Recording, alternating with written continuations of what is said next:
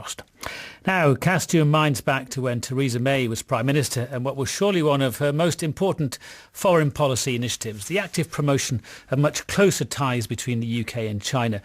Those positive noises now seem very distant as relations between London and Beijing seem to worsen on a daily basis. The latest crisis, the UK government says extradition arrangements with Hong Kong will be suspended after China imposed a controversial national security law on the former British colony, including new crimes with severe penalties. The UK, of course, has already offered residency rights to 3 million Hong Kongers in response, and China has accused the UK of brutal meddling in its internal affairs.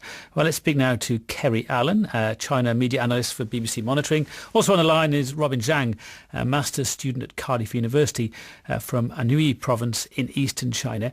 Kerry, to you first of all, how much of this is getting reported in China itself?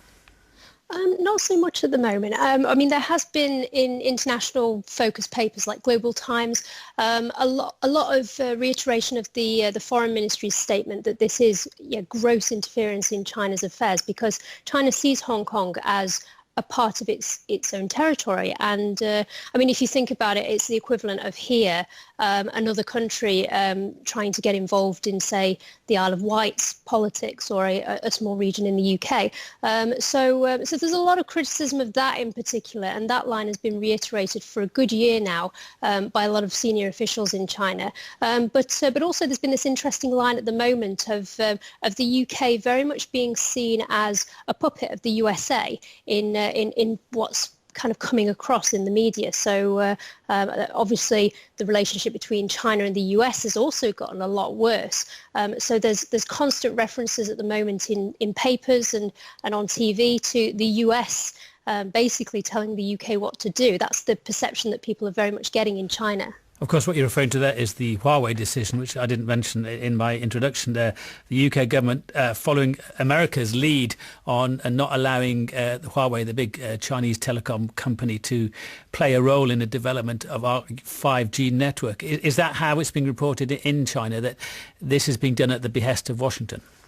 Absolutely, yes. But I'd say also just in other, also in relation to Hong Kong as well, the suspended extradition agreement today that Dominic Raab announced, so that people from Hong Kong who Hong Kong might want to extradite, that's been suspended. All these references to the US just keep on coming up and saying that the UK almost can't make its own decisions, that it very much is at Washington's behest. And finally, before I go to Robin, one last one for you, Kerry. When, in your memory, were relations between the UK and China quite this bad? Oh, not for a while. There have been, they have gotten a lot worse. Particularly in relation to Hong Kong, very much in the last year or so. I cast my mind back to very much this time last year when the protests started. There was then very much a souring of ties. But it's been a while, I would say. China likes to really kind of play up the handover ceremony, and at that time the relationship, this is back in 1997 when the relationship between the UK and China was strong, and in recent years we've just heard this constant reference to a golden era of Sino-UK ties, and it's very, very clear at the moment that it's no longer a golden era. Indeed it isn't. Well, let's speak to Robin Zhang, a Chinese student. Robin, how much are you aware, obviously in the UK media, of what is happening between China and the UK? But are you also following the Chinese media, and are you getting their side of the story as well?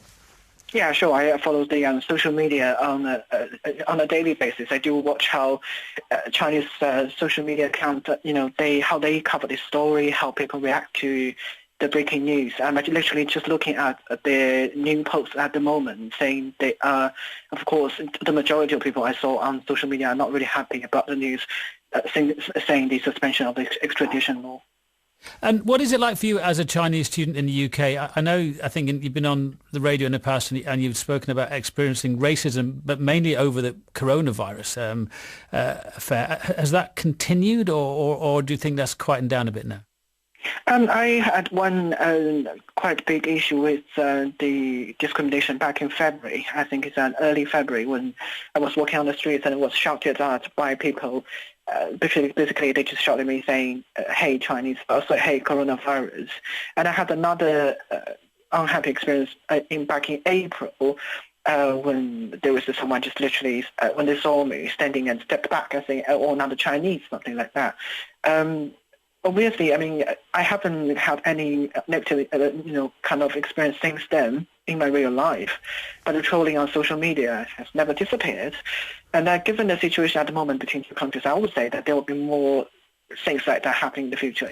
That's my personal prediction. And what about the ability to criticise your own government if you want to do so? Because part of this new law that applies to Hong Kong makes it illegal for Chinese nationals overseas to criticise Beijing when they're based overseas. And if they were to go back to either Hong Kong or China, they could face a punishment. Are you more aware, you or if anybody else wanted to criticise the government in Beijing, that perhaps it might be difficult for you to do so?